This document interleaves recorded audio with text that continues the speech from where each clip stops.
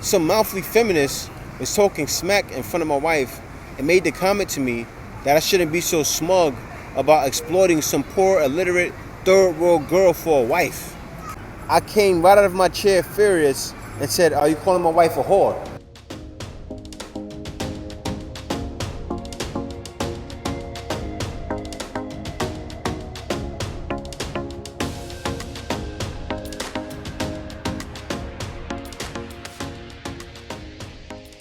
Hey guys, welcome back to the Black Filipino TV.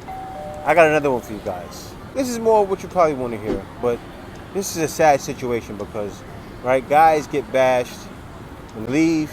Some of you men, you think you're going to grab your passports and go explore your options for love and marriage overseas. If you plan on going to get yourself a mail order bride, Then they bring the woman back because there are some guys that bring Filipinas back to the U.S.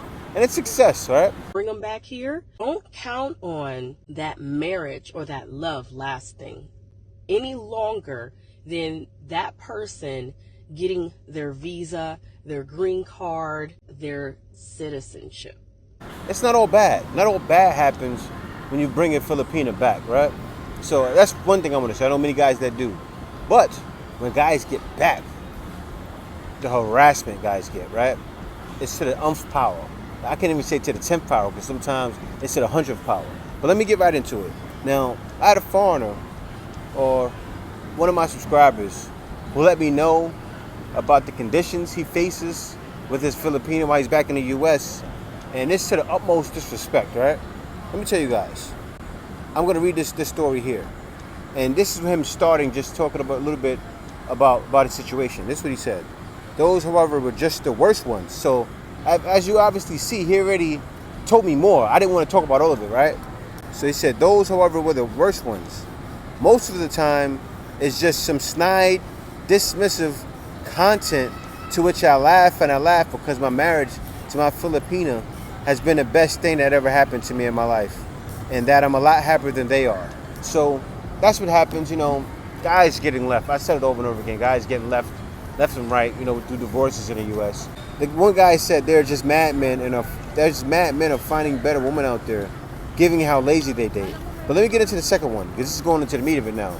He said another time, a girl referred to my missus as my mail order bride in front of my wife. And that's the first thing they assume, that a guy went over to the Philippines and got a mail order bride. Get yourself a mail order bride. Well, little do they know, Filipinos are actually putting the time in, right? I said it millions of times in my videos. They put the time in and they're actually healing these guys. You know, like that's like a lot of women in the Philippines and men too, they go out to US and they become nurses, they become LPNs, they become, you know, a lot of things in the medical field. And that's what they do to a lot of guys that have broken hearts, right? They come over here, or they talk to them online, or they come over here, they meet them, and then they heal these guys. A lot of these guys are coming from broken marriages. That's not even their fault. Divorces, they aren't their fault. They have women with a home fully paid for. They're still giving child support for their kids, and they're broken hearted. A lot of these guys give up on love, right? So they're getting that when they come here, and that's what they're getting when they go overseas too, right? Say it doesn't matter if they're going to Colombia, it doesn't matter if they're going to Brazil, it doesn't matter if they're going to Nicaragua, right? Africa, wherever it may be, that's what they're getting. So this is what he said. He said, I put the fear of God into her. I came right out of my chair furious and said, "Are you calling my wife a whore?" Right? But it's true. That's what they're saying. Usually they associate mail order brides a lot of times when they say that. That's for the, you know, the quote unquote terms like a prostitute, right? Mail order bride. You ever notice when you see the mail order bride pictures online, it shows a woman looking scandalous or shows a woman in a short dress, it's automatically assuming that that's what a mail order bride is when it's so far from the truth, right? But anyway, let me keep going. He says, I was fighting mad. Talk about a real fast change in attitude as no one came to her defense. I looked like I was going to rain down on her. And that's what she was looking for, right? A lot of times women say things and they give snide remarks and comments in the U.S. expecting someone to have their back, right? But as men, men can't say that to another grown man because another grown man is not going to take kind to that, right? That's like me saying something to another grown man, right? And knowing that a man is a man, right? He can turn around and hit me. I don't want to say, well, I can say it on this channel. He can turn around and punch me in my face. And is he wrong for that? No, because that shit have came out of my mouth. But anyway, that's a woman think they can get away with it all the time. And nowadays, I hate to say it, you know what they're getting. But anyway, he said, he feebly tried to say she wasn't calling my wife a whore. And what was I talking about? And then my wife gave her what I call the dragon lady look and said, yes, you did call me a whore. Where I come from, there's no difference between calling a woman a mail order bride and a whore. That's what she said to him, which is true. He said, all I can say was she was lucky my wife didn't kick her butt. And that's the thing, right? Like, a lot of times, the woman thinking, oh, it's just a horrible situation. They don't know sometimes, like, for instance, my wife, Kay, right? They think it's just, a guy that's a lot older than the Filipina, and he's just, taking advantage of her, or she's using him for an opportunity. It's not the case, right? I'm 3 years older than my wife. There's a lot of guys that come here and get in situations like that. They get a Filipina maybe 5 years, even 10 years. Not that bad, But, and even 30 or 40 years, so what, right? Who cares? All I can say was she was lucky my wife didn't kick her butt. Now, another time, so this is happening. This guy had a lot of stories, right? This must have happened to him at least a good 5 to 10 times. He told me at least 5 or 6 right now, right? Which I'm going over you guys with. He said another time, some mouthy feminist was talking smack in front of my wife and made the comment to me that I shouldn't be so smug about exploiting some poor, illiterate, third world girl for a wife, right? And that's why I spoke with the Filipinos earlier and had them react to it, because they automatically assume it, right? They automatically assume it's just the Filipina in a poor situation, right? And even if that is the case, what's to complain about? Like, why do you have to verbally abuse someone because of that, right? Why does someone need to get put down because of that? Because nobody's saying, oh, that's where guys are saying that's where you're gonna have a dog, get a dog and lie alone, because that's where you're gonna be. But anyway, he said, I calmly asked her where she went to college and what she studied. She replied that she had graduated from a good school with a degree in education.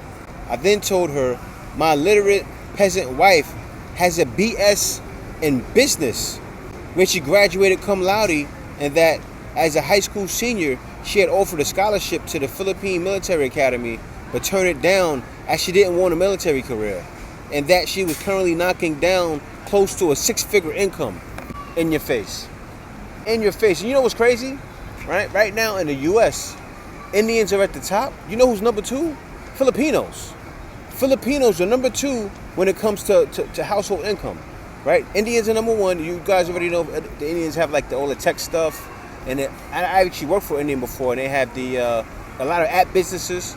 Filipinos are right behind. Filipinos, and it makes sense. Filipinos have a lot of, they're like in the medical field, a lot of Filipinos with businesses in the U.S., and the marketing that Filipinos do between each other, it's kind of like they pull each other up in a way in the U.S., right? And they do it here too.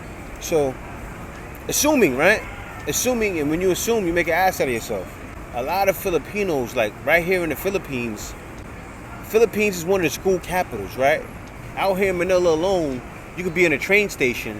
You're riding up the block, you go to one stop, especially in Pasay, you go to one stop, it's 3 schools, you go another stop, you pass 4 other schools, you go 3 stops up, you didn't pass 10 schools. That's how the Philippines is, right? Especially in Manila. So, a lot of Filipinos are well studied, In order to get a regular job in the Philippines, you need to have a degree. So, and this is facts, guys, but that's what happens when women assume. So she actually was making 6 figures, right? And the woman probably was making less. So she didn't want a military career. I then asked her how much she was earning. That pretty much ended the conversation. So there you go, right? Woman automatically assuming the woman was poor, assuming the woman was in need, assuming the Filipina came from nothing. It's not true, right? It's not true. And it's you guys think about it. That's what I'm showing today, right? And you guys already know that, watch my channel, but look where I am right now, right? There's places like this in the Philippines. It's not all poor. It's not all people in need. Even though, while you're here, I had about a bunch of people that came up to me looking to sell their pastillas. And that's something they do. It's a hustle, right? They're still hustling. They're not saying, oh, you know, spare me a piece of bread. People I see asking for money is hustling something, right? And there's nothing wrong with that. But guys, thanks for watching. I say this: if any of you guys are looking to have your own condo, because you can't. That's the one thing you can't own in the Philippines. Inside of Manila, inside of Cebu, or even Davao, Mindanao, contact me, theblackfilipino@gmail.com. I can get you one of my agents and they can point you in the right direction.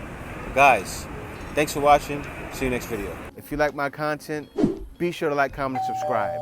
Also, if you like my content, you're welcome to support my content by giving a small donation at PayPal. You can go to my Buy Me a Coffee at buymeacoffee.com/JTBF.